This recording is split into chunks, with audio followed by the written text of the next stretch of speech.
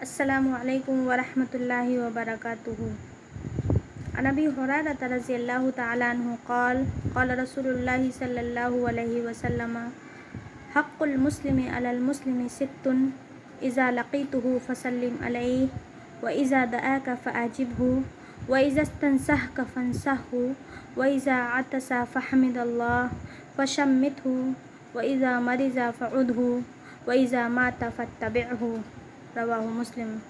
ابو ہریرہ رضی اللہ تعالیٰ عنہ سے مروی ہے کہ آپ صلی اللہ علیہ وسلم نے ارشاد فرمایا، ایک مسلمان کے دوسرے مسلمان پر 6 حقوق ہیں۔